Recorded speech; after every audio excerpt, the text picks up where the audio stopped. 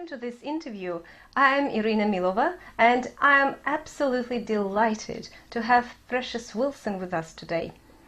Precious is one of the pioneers of the UK black music revolution of the 1970s and the 80s. Precious wows audiences with her performances internationally and has a very large fan base across much of continental and Eastern Europe, especially Russia. Today we are talking about 7 simple steps to sensational singing, to singing like a star. Hi Precious. Hi Irina, it's really good to be with you. How are you? Good, very good. Good. And you? Very excited to be here with you today and to be able to talk to all of you about a new avenue in my career. This is something that really excites me. In addition to the exciting, lucky career that I've had being a singer, it's exciting now because I'm going to be sharing with all you people out there. So yeah, so it's good. I'm feeling good. Wonderful.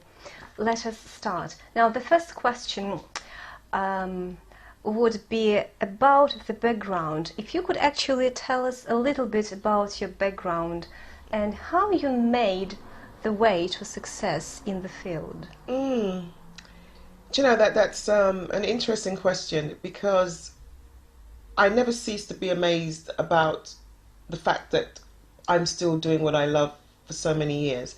But it wasn't something that I planned. Some of you may know that I was born in Jamaica.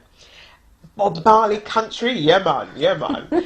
And in Jamaica, most of the population sing and dance and can run very quickly, you know, with all the sports athletes that we have that keep winning the medals for a tiny island, you know. But music is a way of life and has been, you know, for my family.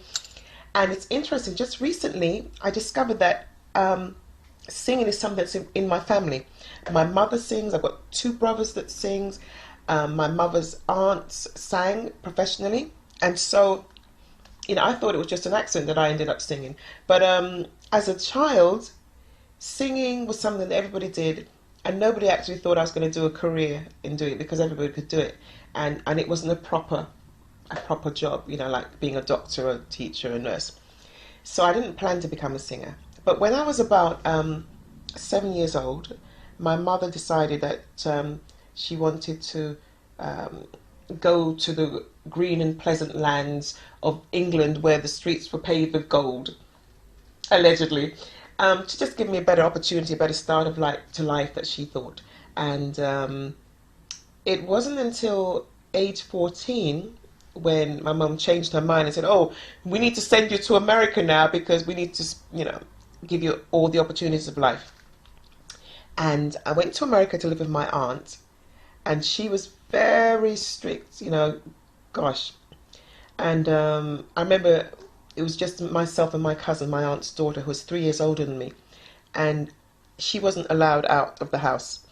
And I could only go where my cousin Angela went, and she was only allowed to go to church. And so I had to go to church with her, you know, and I thought, oh, boring. But I think that was the deciding factor that helped me to really realize the power of the human voice. That was when I really realized. I mean, it was a Baptist church with the most amazing gospel singers. And I remember when I first sat in the first Sunday, I was like, wow, blown away. And I was studying there in America for my sophomore year. And so because I couldn't go anywhere else, I ended up joining this gospel church and church choir. And I think that was the foundation to me experiencing the whole spirituality of singing and how the voice connects with you and how it is an expression of rejoicing, because that's what you do. That's what you do in Baptist church. It's about praising God and connecting with the Creator on a very deep level. I mean, that's why gospel singers touch your heart, because it's not about me, listen to me sing. It's about praising God. And I think that's one of the foundations to me connecting with my spirit and learning to express it. But I mean, apart from that, I always had music around the house, even in Jamaica. Jamaica is a tiny island. For those of you who don't know where it is, it's near Cuba, okay, and near Florida as well, near Miami. But we had country and Western music in the house. We had reggae. We had Mario Lanza opera. We had good old Church of England traditional church songs, hymns. We had ska. We had, the early days of reggae and classical. So my influence as a child, we had the R&B singers, Sam and Dave, Wilson Pickett, Mahalia Jackson. So I was like been really saturated with music as a way of life, and but no plans of doing Did it Bob professionally. Marley have any influence on you, or Yeah, to later some on. extent, maybe? Yeah. Especially later on. Later on, when I eventually fell into singing and started listening out for all types of music, definitely, and even still today, Bob Marley, his music lives on. It just makes you feel so good.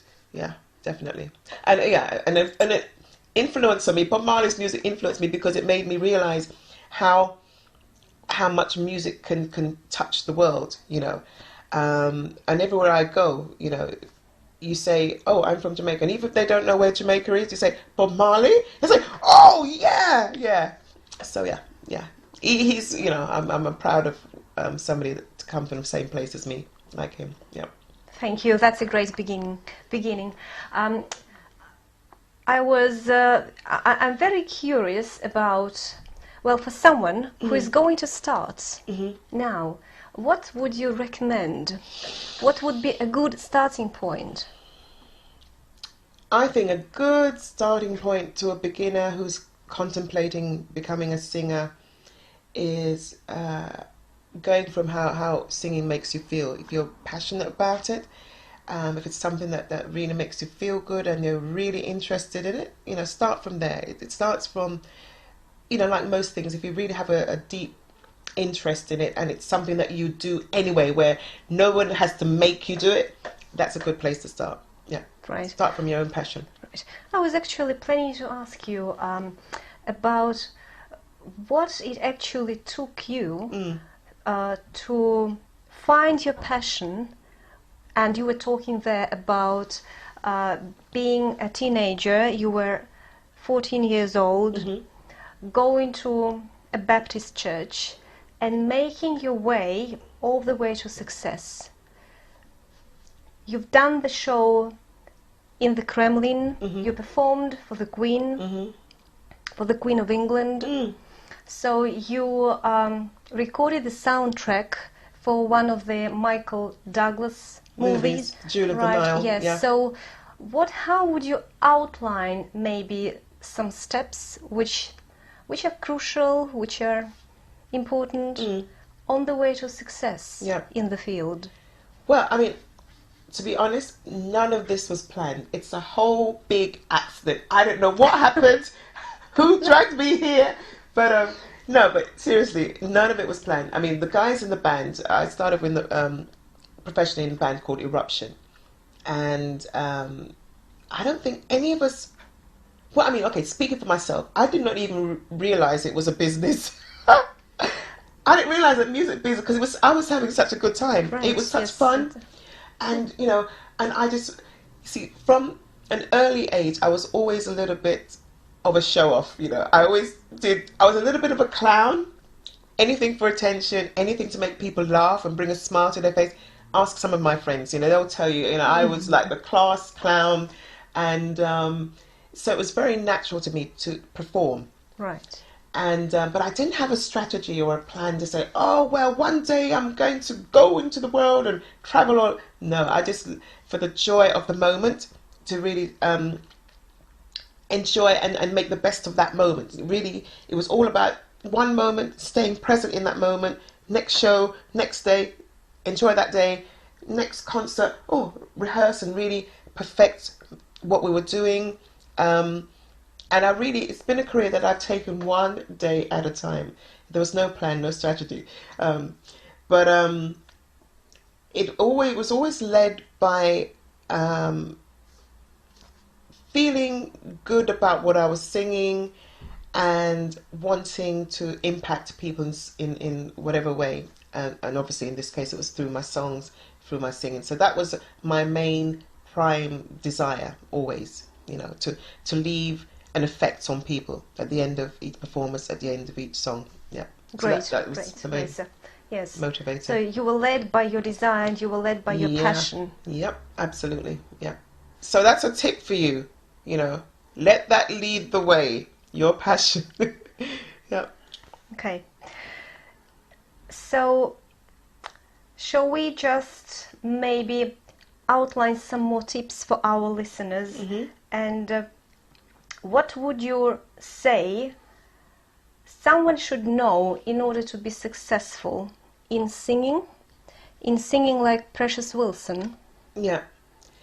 Well, first of all, number one, don't try to sing like me. Why not? Well, because everybody has their own. It's like you know your thumbprint. You know, everyone has their own personality, their own character, their own unique factor, their own identity. I sound like Precious Wilson because I am Precious Wilson, and the way I sound is the sum total of all my influences, of the days of being in the back of the truck with the equipment, driving from Munich to Berlin because we couldn't afford a hotel. All that has helped to shape my motivation and my drive as a performer, because I'm coming from the old school days of performers. When I say old school, I mean before the mobile phone, before the internet, before MTV, before DVDs, you know, going way back. And in those days, once upon a time, when for the singers back in 1977 and 78, you had to prove yourself by performing. You didn't go on Facebook and, you know, or Twitter and build a fan base. You actually had to do what you said you could do. You had to perform. And a lot of people think at the end of it, it was like, oh, wow, you're so successful. We actually almost had to gain one fan at a time in those days. You know, there was no internet to help us. So I remember our manager, the manager of Eruption back in the early days, he gave us this situation because we started off in London, okay, in South London, in a place near Clapham Junction. And in the beginning, we were really fed up that some of the shows that we had in the nightclubs in West London, people would get up and be talking to their friend, or there was no stage. You'd be performing on the dance floor, set up the drum kit, you know, or the amps, etc. And they just walk across in front of you. I'm there trying to sing, and someone would just turn their back. Can you imagine? You're singing, and they got their back to your face, right? And we hated it. We said to our manager, oh man, we don't like those gigs anymore. You know, you need to get us different types of venues. And he said to us, well, you've got to make a decision. Either you're going to be a dance band or a show band. He says, dance bands, people will turn their backs and ignore you. And the waiter walks across with the drinks on his hand, you know, people chatting, you're singing your heart out, and then, talking to their friend. He said, but when you're a show band, it means people stop and watch you. The waiter stops, the conversation stops, and all eyes are on you. So we thought, yeah. So then we started rehearsing, literally like going to an office. We'd start at 10, we'd finish at 9 o'clock. And this was before we won the talent competition, which is what started Eruption's career.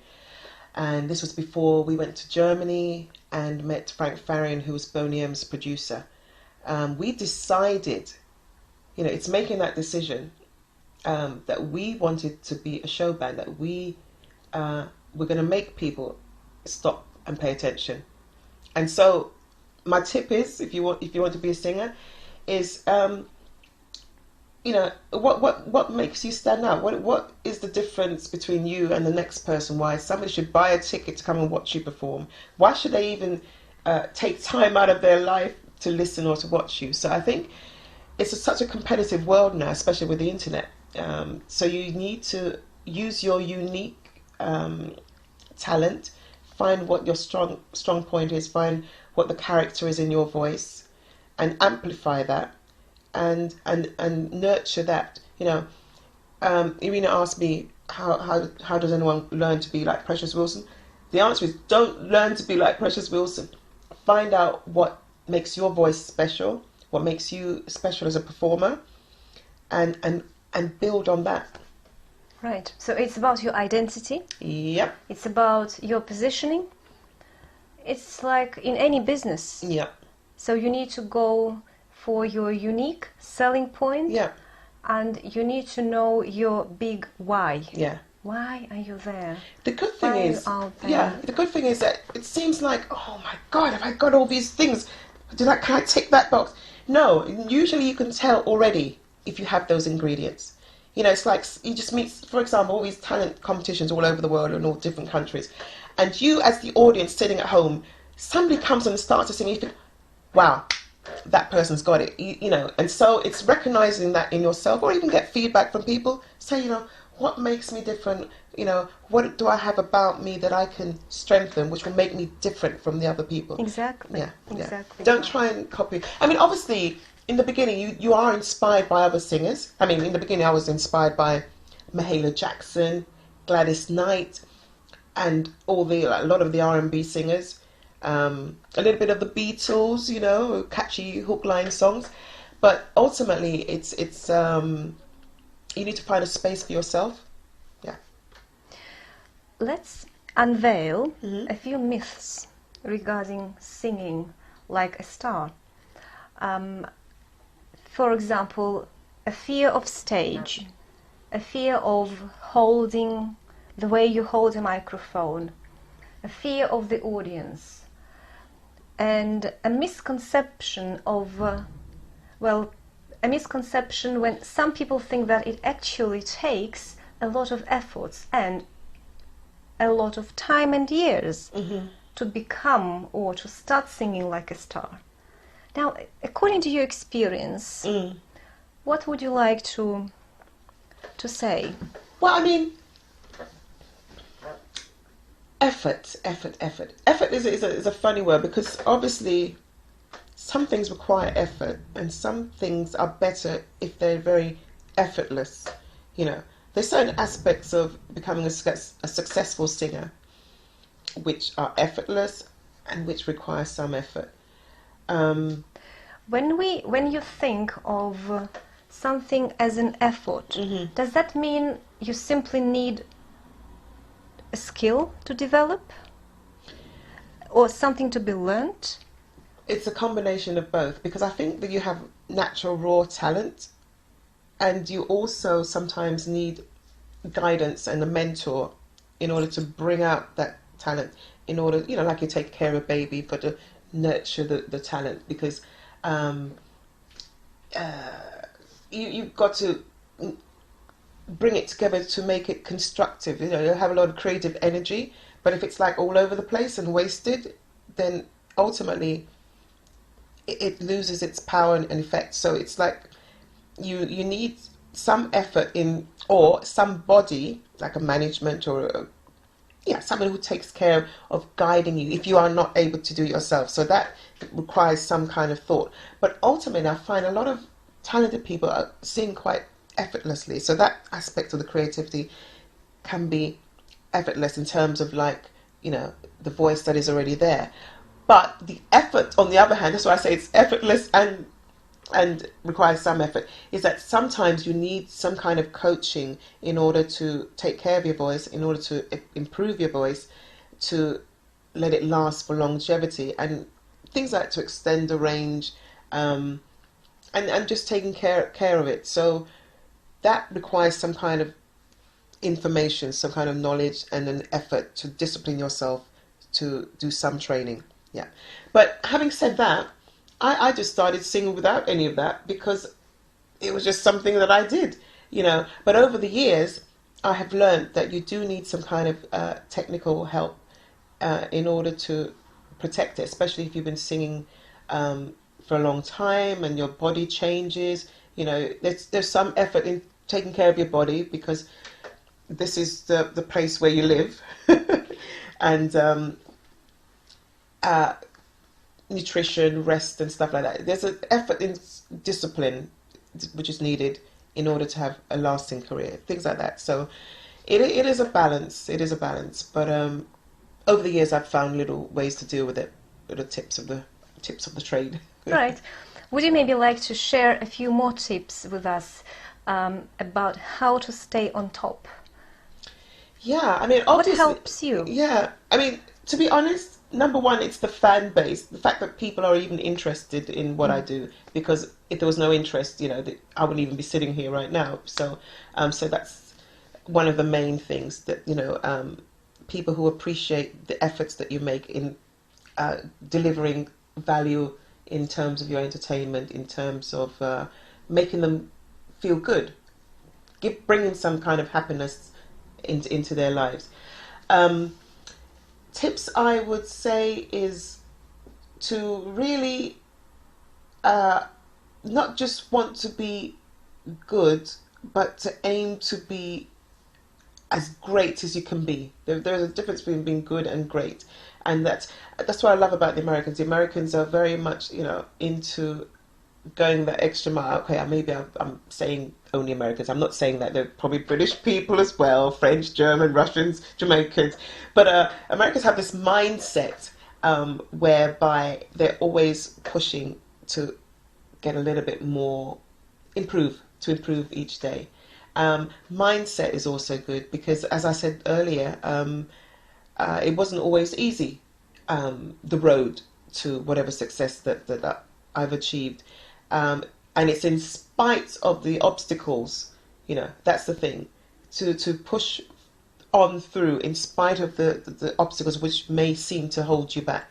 Like, for example, if I was to really have been bothered by all the obstacles in the beginning of my career, I would not be here today. So it's things like the business aspects, which are not all that glamorous, you know, and combined with the physical traveling and journeys, and, you know, when you're starting off, you don't have roadies to help you set up the equipment. You probably all have to get into the one squeeze vehicle or friends' cars, you know. So it's pushing on through those little things, which, if you're not determined, could put you off. So it's, yeah, having a mindset of perseverance and a determination to succeed and to keep going.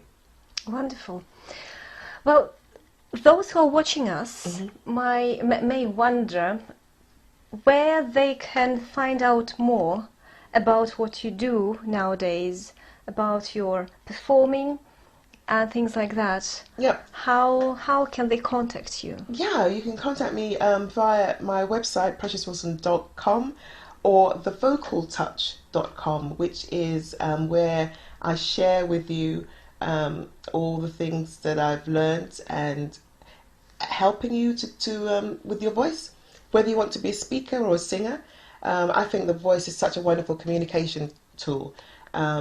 And, you know, for a lot of people who don't necessarily want to be a singer, but maybe just want to communicate better, you know, whether they might have a little bit of a mumble, or, you know, their voice is too high or too low.